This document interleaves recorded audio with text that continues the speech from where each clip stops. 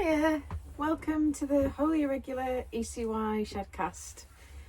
It's been a few weeks, I think, hasn't it, since the last one? We have builders in, and we've had them in now for 8 weeks, I think. I think next week will be week 9. And to be honest, it's been really difficult to find any quiet enough time to come and record. I've been wanting to because we have lots going on, but they're outside with their workbenches and they're like constantly, being noisy or shouting at me for an opinion on something or stuff like that. So unfortunately, I just haven't been able to get enough of a break from them to record. So here we are.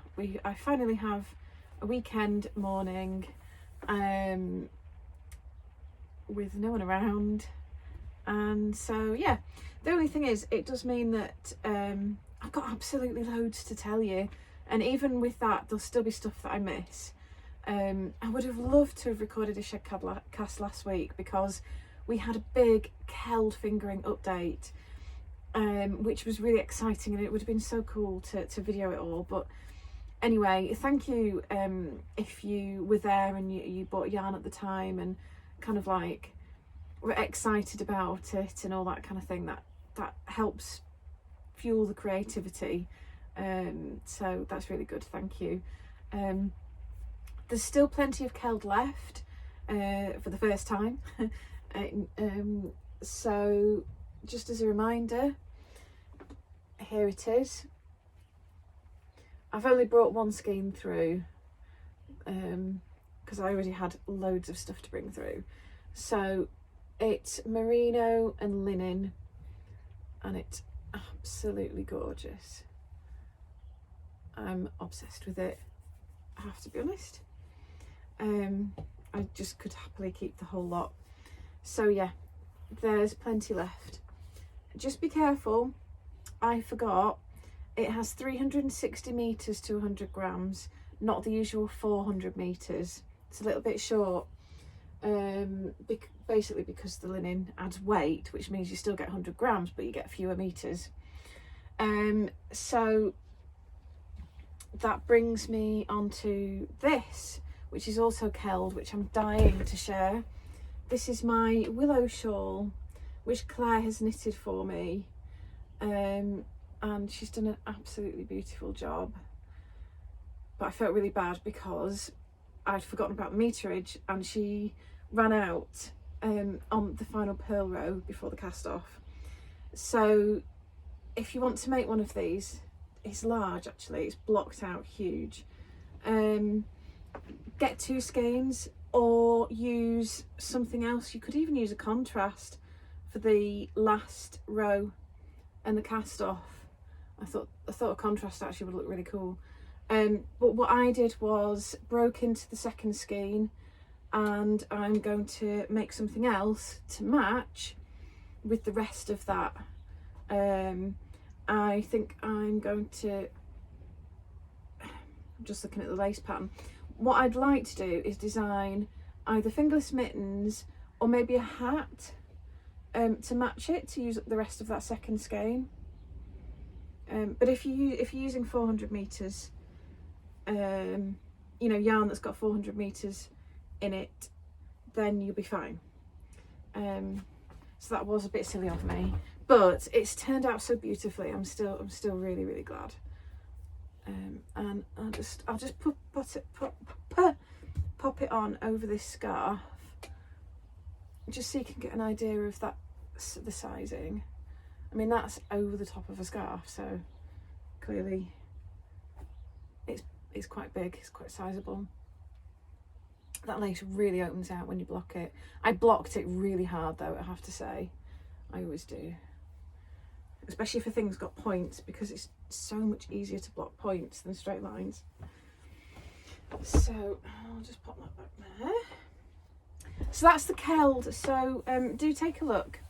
There's actually a couple of seasonal colourways that I won't be doing any more of. There's like summer petals, certainly, That's the last batch of that for this year. So yeah, do take a look. And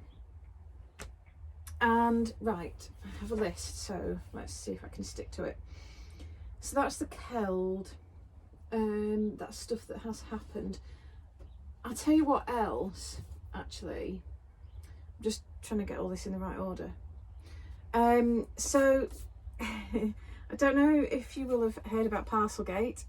If you have, no, I never got it. If you haven't, basically someone who I had a parcel which went to the wrong well, it was, the address was on the label, but there was a typo in it, so it went to the wrong address just a few houses away, and the woman wouldn't let me have it, basically. That's the very, very, very short version of it. But unfortunately she posted about it on the Wetherby Facebook group, which is a very large public group, and so it didn't go too well for her, it has to be said. Anyway, so I still haven't got it, and at this point I'm just going to have to report it to the police as stolen. So that's Parcelgate. But the point is, and the reason why I bring it up, is it was a delivery of 10 copies of Lazy Sunday knitted socks by Jane Burns. And can I just point out, Jane was so lovely with this woman, and really tried hard to organise for her to return the parcel to her, and the woman was having none of it. So this is it. I just, you know, Jane was amazing about it. It's not her fault at all. So this is the book. So I ended up just buying another 10 copies, and they did get delivered happily. But it's just, it's a lovely book. I was like, I actually do, you know, I do really want this book. So so yeah, that's why I've got another 10, and I don't know if I'll ever see the missing 10 or not. I'll just show you a little glimpse. There you go. Now, Jane is not going to be getting any more of these printed. So unless I ever manage to recover the stolen books, these 10 are, I believe, the last 10 print copies. And there's all of them on the back. They're really pretty. Because of course it is Socktober, as I'm sure you're aware, and I've always loved knitted socks, so, and I wear them. I in fact I've still got hand knit socks that I wear, that I made, well, when the business started, if not earlier. So we're talking, you know, 9-10 years ago, and I wear them all over winter, which for me is a good 6 months. They go in the washing machine, excuse me. And they're such a great project as well. I'll show you the ones that I've got on the needles at the moment. So this is Keswick fingering, which is our tweed, as you can see. Now I'm using colourway Dry Stone Wall, which is a monochrome colourway, which I really like. It's nice to have something that's grey but a bit variegated. And I'll just show you that pattern on the front. There you go. And they've got a short row heel, which I'm a bit lazy with my heels. I know I can knock out a short row heel really quickly, so I tend to stick to them. This pattern had them anyway. I must try some other heels, just not a heel flap. I hate a heel flap. This is Pure Look socks or Potluck. I think it's Pure Look, by Louise Tilbrook, with sincere apologies to Louise for forgetting the name. I have a lot going on up here, and yeah, I have a lot of information to remember. So Pure Look or Potluck, Louise Tilbrook anyway. What I'll do is, I think because I've got a lot to show you, and a lot of things like information to remember, I think the best thing is if I type up all the links and sort of basic information into a blog post, which I'll link to from the comments under this video. Okay, so I will put together basically a list so that you can refer to that and go to all the places to find these things. So yeah, happy Socktober, folks. If you haven't made socks before, I really recommend them. Like I say, it's a really good portable project, good TV knitting. They can be as simple or as complicated as you like. There's such a range of sock yarns. Obviously this is a tweed one. This is sparkly, which I'll be telling you about very soon. And you can get pure wool sock yarn. We have Oakworth 4-ply, which is pure wool sock yarn, very hard wearing. You can get really tough sock yarn with nylon in. So that would be our Tempo 4-ply, which is superwash merino and nylon. It's a slightly more coarse merino than we use in the rest of our yarns. It's still soft enough. I mean, I've got a jumper made of it, but it just makes it, it's really tough stuff actually. Or you could go for a wool silk blend. They say that silk is nature's nylon, and I have to agree. So something like Milburn 4-ply, which is the superwash Blueface Leicester and silk. Blueface Leicester is a luster yarn, so it's again hard wearing, silky, soft, and then with silk blended in as well, that provides a soft and tough yarn as well. If you can, hand wash everything if you really possibly can. But if you can't, certainly with the sock yarns, all of the sock yarns in the sock yarn category on our website are ones that I would use for socks. So we have yarns that have superwash merino in, for example, but I wouldn't recommend them for socks. Like the Keld fingering, that's got a superwash merino in it, and the linen will make it hard wearing, but I really wouldn't recommend it for socks because I don't think it'll machine wash at all well. I think you probably get away with it, but I don't think it would last that long before looking a bit rough. It's a singles yarn, so again, not ideal for socks, unless they're like bed socks maybe.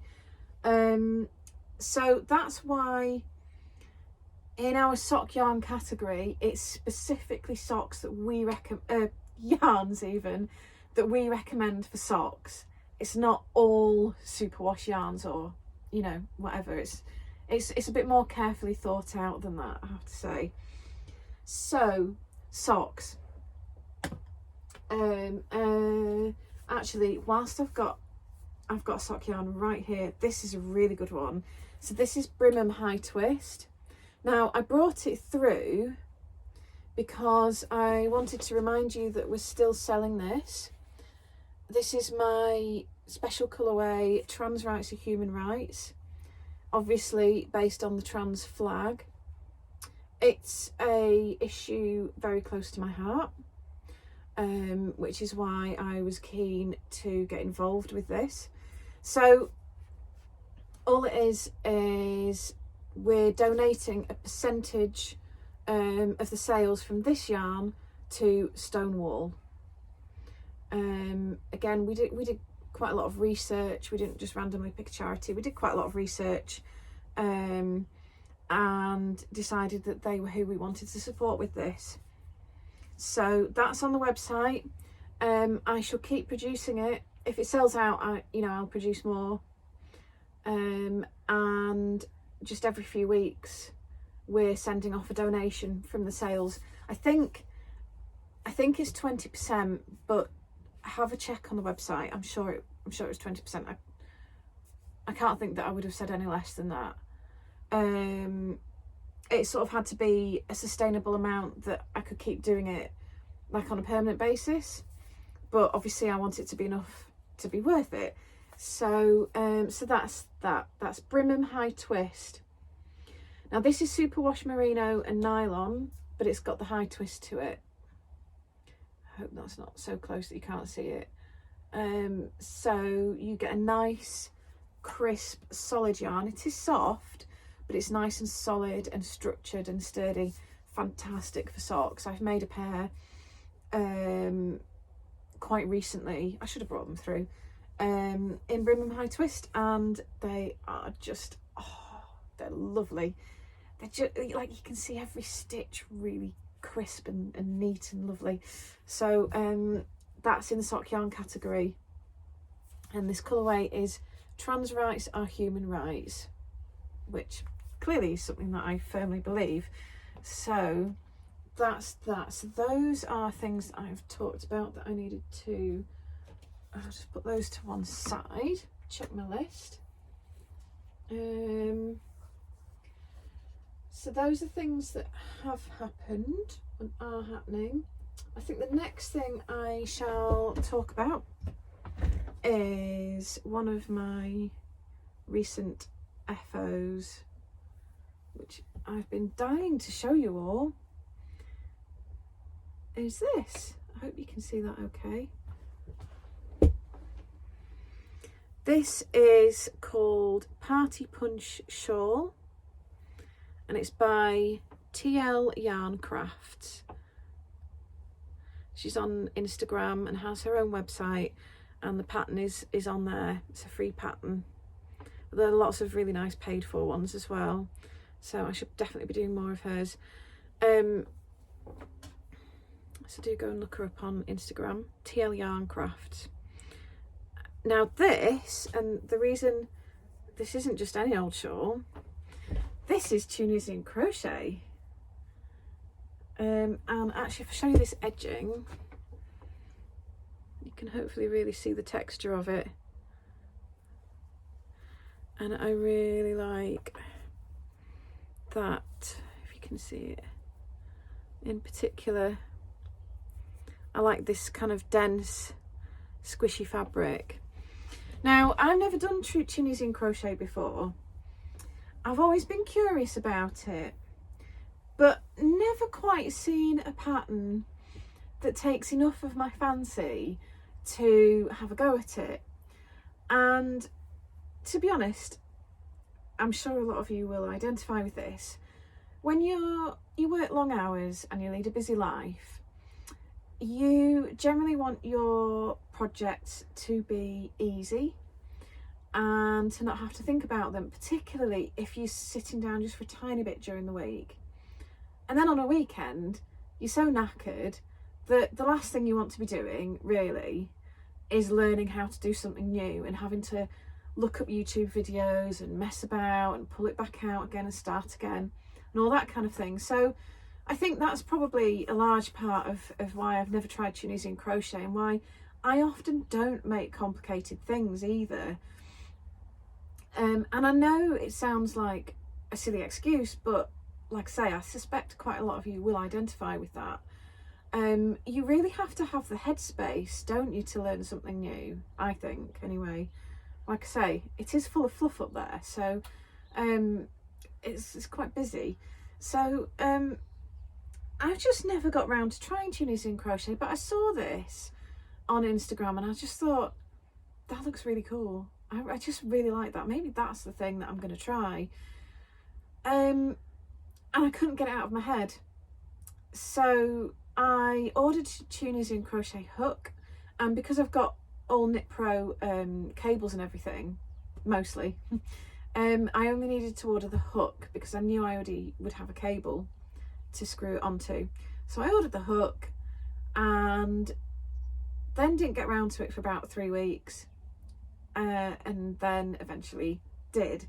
And do you know what, it confused the hell out of me to begin with.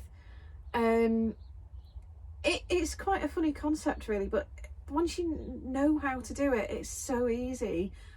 But as with all these things, particularly with crochet, I find it's figuring out where to put the hook. It's not simple, you know, like with knitting, you've got your stitches on your needle. In fact, I've got some here. You've got your stitches on your needle. That's how many stitches you've got. that's it. Whereas with crochet, you've got to work out, where exactly am I going into this stitch? And that's what I found with the Tunisian crochet. So anyway, I think I had 2 false starts in total, which I ripped out. And but Tony does have video tutorials on her website, so I watched that over and over and over, and you know, you just keep pausing it at the place where you need, and then you figure it out. But once you've done it and you see it take shape, it all becomes clear. You know, it clicks into place, as these things usually do. I think it's just that as adults, we forget a lot of the time how hard it can be to learn a new thing and to figure out what you're doing. You know, you forget that that's part of the process, don't you? We're so used to just doing everything straight away. So anyway, point being, it took me a couple of not too long attempts to get going, and on the third one it all clicked into place, it all made sense, and I was away. And from that point onwards, I found this really, really addictive to make. So with Tunisian crochet, you've got your hook, and your hook's attached to a cable, because each row you go along like you do with crochet, but instead of pulling the yarn through and dropping your stitch off your hook, you gather all the stitches on the hook.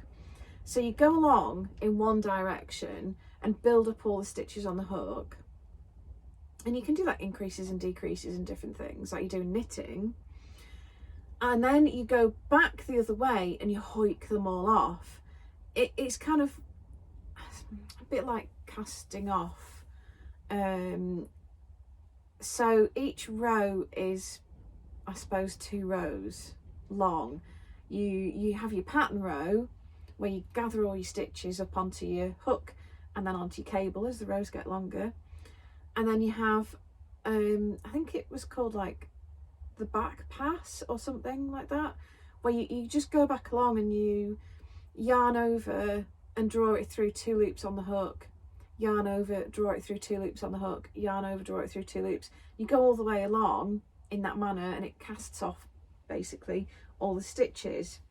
So honestly, I know I'm probably making it sound really difficult, but it's one of those things that you just need to have a go at, watch the videos, and once you get going, honestly, it's really easy. Like, I didn't have to keep looking at the pattern or anything. I was away and just kind of was able to carry on, and actually it turned into a good portable project once I got going. And I really loved this yarn and the colourway. The yarn, by the way, which I suppose really is the whole point of this, is Keswick Fingering again, which is the tweed, and this colourway is Woodpile. And I really love the way that this project has distributed those colours. So yeah, I really enjoyed it, and I'm keen to do more Tunisian crochet, to be honest.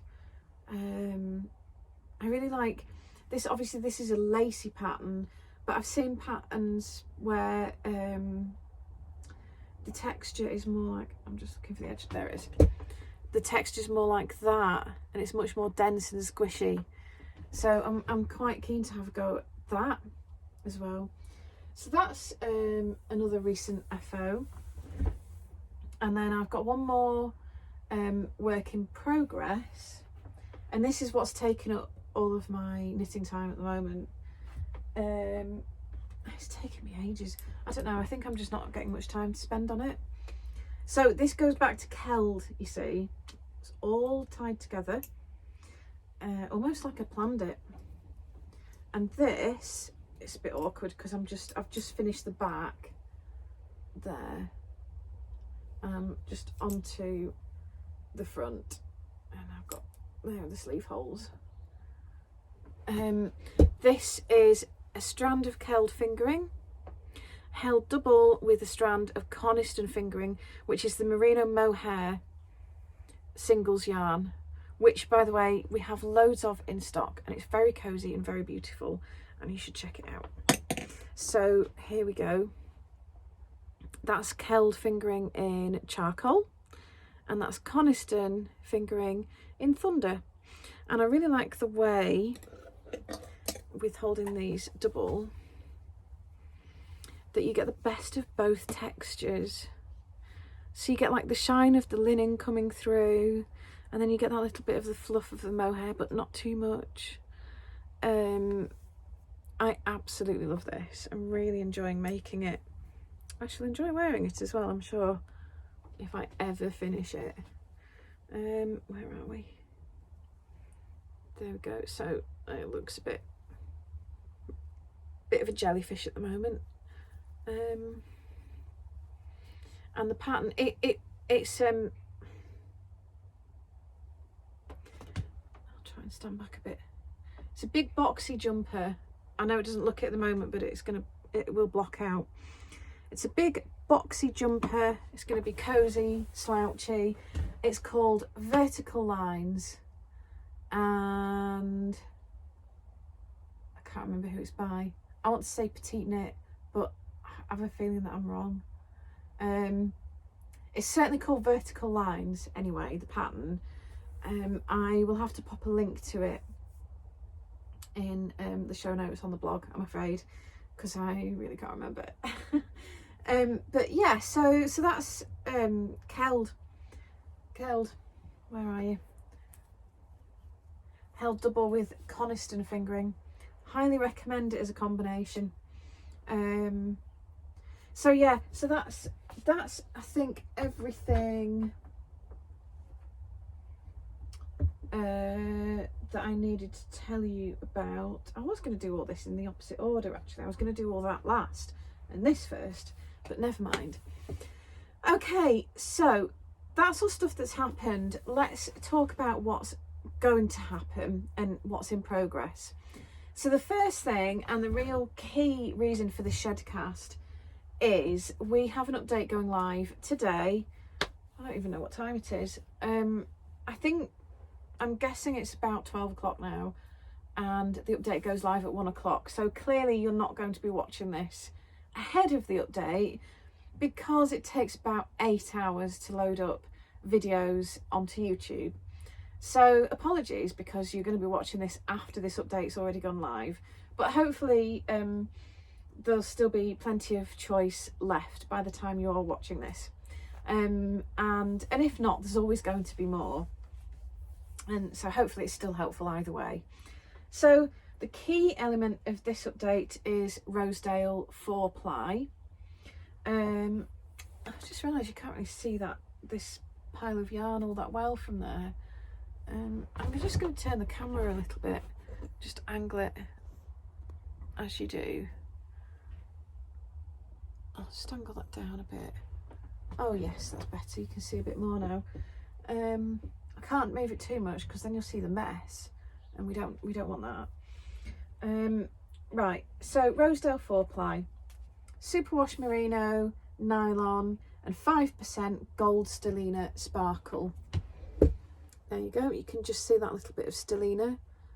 It's different to Nape 4-ply, which has lurex in, and it's sort of twisted in, whereas this is more fibery, I would say. In photos it really doesn't, you can't see the sparkle at all, which is one of these the reasons I like to do these videos. So yeah, sock yarn, actual sock yarn, and sparkly. What more could you want? And oh, what am I doing? That's a bit of sparkle. Leave it alone. So yeah, it's quite a large update. There's plenty of colours to choose from, I think.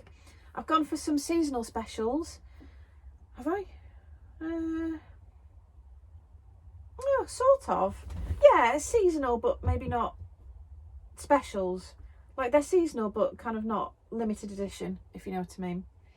For example, Copper Beach. That's seasonal.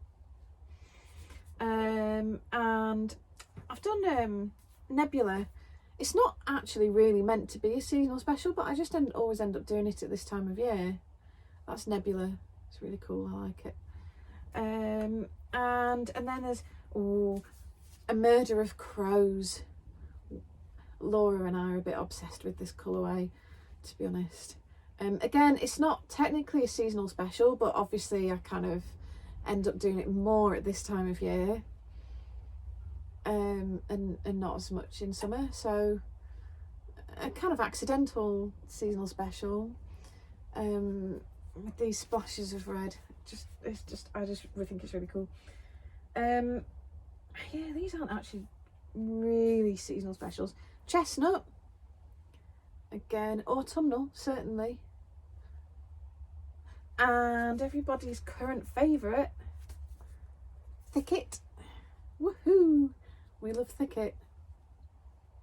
I mean, I love it just as much as everybody else, so I'm glad that everybody else does too, because that's awesome, and it means I can make more. And obviously, if everybody hated it, I'd make some, but not as much. So that's Thicket. It's quite autumnal as well, really, isn't it? This is a new colourway, which I did by accident, and I honestly thought I'd ruined it. But then I pulled it out and got it on the washing line because it was a bit warmer a couple of weeks ago, and was like, actually, I really like that. I think I might have to keep it. This is Brick, which I also did on the Keld fingering for last week's update, and it all sold out immediately, which I just completely didn't expect. Like, it's just red, but obviously there's something about it. I mean, I really, really love it, but I didn't kind of think very much about it, but it seems to have captured your imaginations, so that's cool, that's fun, that's really good. So that's those.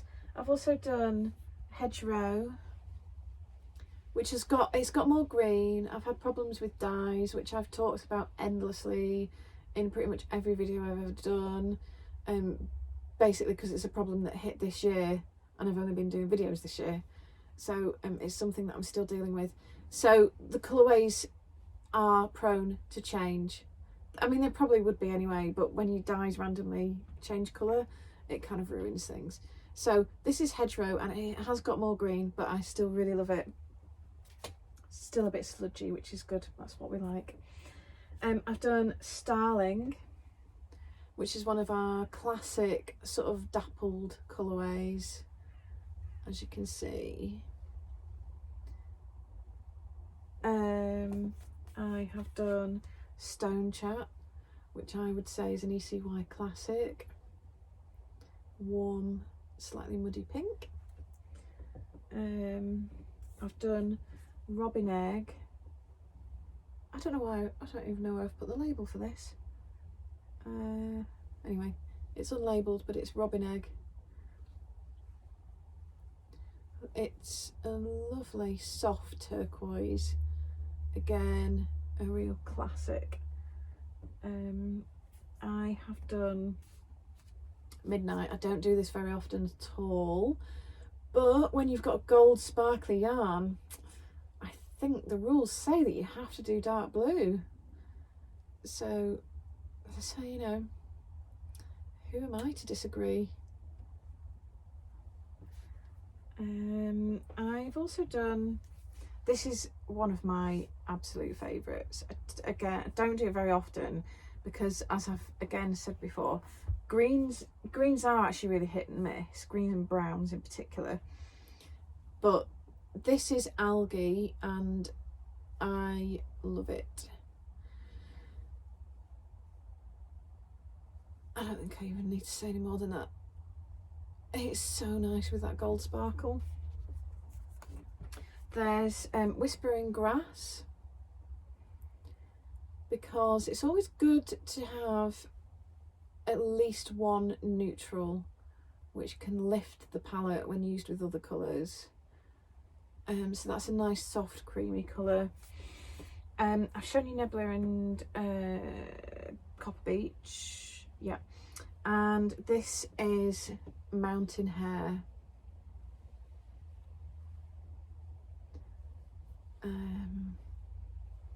which is one of my absolute favourites as well. In fact, I've knitted a hat with it. Different dye lot, so the dye lot that I used has got less of the darker brown in it. Kind of wish it didn't. Well, not dark brown. So anyway, this is my hat that I made with mountain hair on Rosedale 4-ply, and I only made it, well, I made it when I first did that colourway, I think in August, or at least early on. Was it August? It might have been like July. It was over the summer anyway, when I really didn't need a hat. I hope you can see that sparkle. It's really, really nice. I really don't know whether you can or not. I can't see it on my screen, but I'm hoping that when you watch this back you will be able to. Anyway, it's there. So this hat pattern is, now I do know this one, is Seriform, and it's by my other half, David. So that's quite easy to remember. And so it probably looks really small and a bit, does it look a bit odd? I don't know. Flat hats can look a bit odd. I always manage to put them on somehow with the beginning and end of the round. You know, you get a little notch where the beginning and the end of the round is. Always manage to seem to get that at the front of my head, no matter how hard I try not to. I can't even see it. Right, just to show you the sizing. So that's a beanie size on me because I have a huge head. But this hat, I love a 4-ply hat because, especially at like this time of year, when like right now it's cloudy, but there's also blue sky, but it also has been raining. It's blown a gale, which really annoys me because it makes my hair go everywhere, and no matter how much I have chopped off, it still annoys me. And I need a hat in my pocket, but once I get walking, I'll be really warm and I'll want to take it off and stick it back in my pocket. So a 4-ply hat, for me, in all but the very coldest of weather really, when I go on to chunky hats, which are also something that I'm obsessed with, I love a 4-ply hat, and I know it's a lot slower to make compared to the thicker yarns, but honestly I think it's worth it. So I really love this hat. So point being, 4-ply doesn't only have to be for socks and jumpers and fingerless mitts. It makes, and shawls, it makes really, really nice hats as well. That was all I wanted to say. So yes, I will just use the screen as a mirror there. So yeah, if you're not sure what to make and you fancy something a bit different, think about making a hat. So that's all of the colours of the full-size skeins.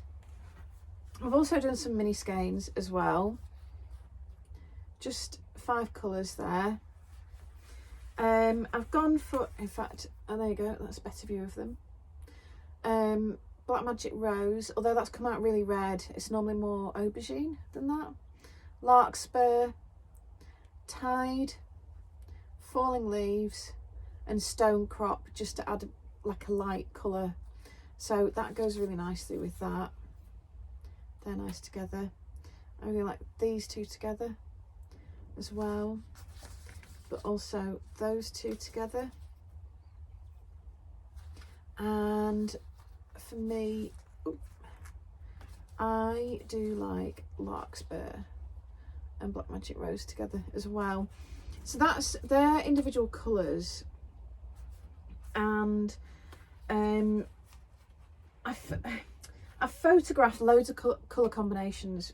They're all on Flickr, so if I miss any today, do go and have a look at us on Flickr.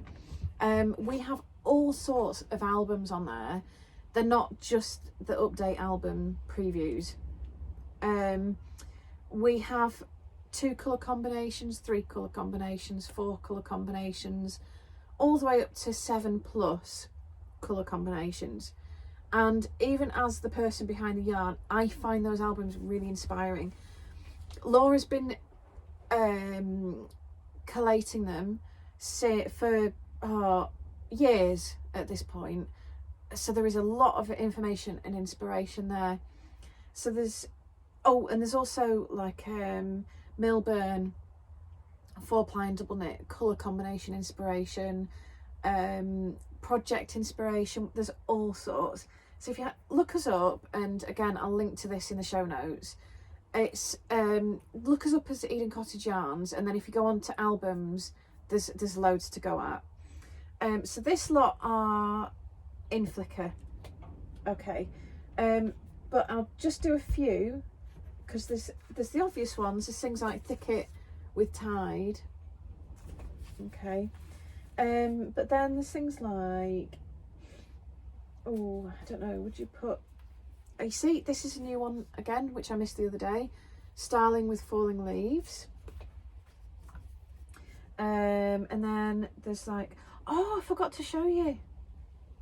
Check that colourway out. It's not new, I've done it before, but I don't do it very often. Oh, I love this colourway. This colourway is called Fantabulous. And some of you may have already got the reference, but if you haven't, it is designed and named in honour of the film Birds of Prey and the fantabulous emancipation of one Harley Quinn.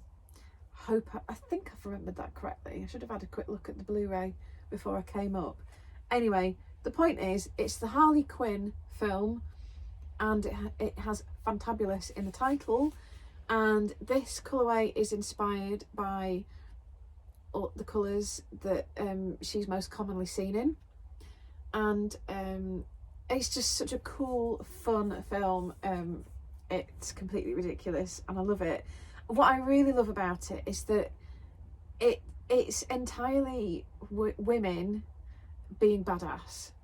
The whole film it's just brilliant, and yeah, it just kind of, it inspires me, and I find it a lot of fun, and I love the music, I love the soundtrack, and yeah, it's an action film, and there's lots of swearing and kind of violence and all that kind of thing. Of course there is, but at the end of the day, it's all female leads, and they're all totally kick-ass, and it's a lot of fun. So that's why, and you know, if you've got gold sparkly yarn, you need to do something a bit fun with it, don't you? So that's fantabulous. The only thing is, do you know, I don't think I've got anything that goes with it, other than what I did find was Pendle 4-ply, so that's without the sparkle, Incarnations, works really well with it. How awesome does that look? You could totally fade from one to the other. In fact, if I've got any Flower and Currant colourway on any of the other yarn bases, I honestly don't know whether I do, but if I do, that would sit on this side and fade really nicely into that. So yeah, does that work with it? Sort of. Just have a look at this, and I'm just knocking things off. Tell me what you think about that. I'm not sure, because it's not quite the same shade. I'd be tempted to try it though. I don't know. Tell me what you think. So anyway, yeah, that's fantabulous. Doesn't really need another colourway to go with it, does it? It's just great on its own. So yeah, there's loads of colourway combinations. I mean, I really like Chestnut and Starling together. And then you've got Brick, which I think works well with Starling, because it's got that's got like a rusty colour to it. But just beware, where have I put it?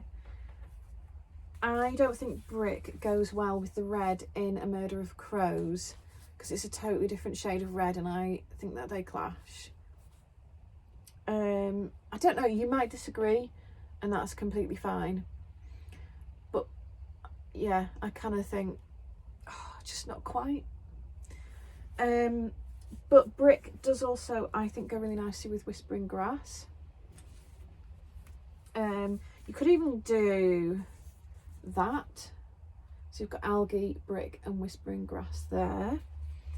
I'll put the brick away now, shall I? There's Nebula and Copper Beach. I think they work well together. That was completely unintentional, but sometimes these accidents actually go really nicely. Chestnut and Mountain Hare, quite close, but nice together. Chestnut and Hedgerow. Chestnut, Hedgerow and Whispering Grass. Oh yes, that's nice. Do they work? What about that? Chestnut. Just get back.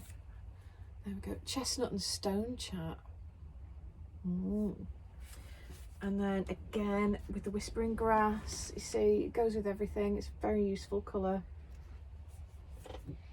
And then another obvious one, Tan with Nebula. Oh yes, that's nice. Does Robin Egg work? Not sure that it's quite right there actually. What else have we got that Robin Egg would go with? Obviously Whispering Grass.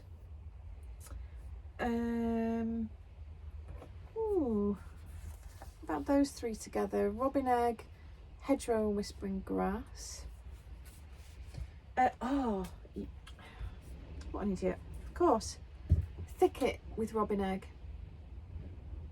And then, so you could add your Tide. I don't know, no, I think the Tide actually pulls too much away from the Thicket. I think Thicket needs more, sorry, that's Midnight, not Tide, what am I on about? Midnight pulls too much away from the Thicket, I think. Let's just have a look, because Thicket's got a bit of a rust to it. You could go for brick to pull out that rust. Can you see that there? For some contrast. And what about brown? That sits nicely. It doesn't draw as much away from the Thicket, I think. I could do I wonder if I was going to say you could do the charcoal, which makes me think actually Starling, because so you've got the charcoal for a bit of contrast, but then you've also got these rusty shades. They're not the same shade, but they do complement each other nicely there. So that's those two. Let's just check on those with Robin Egg.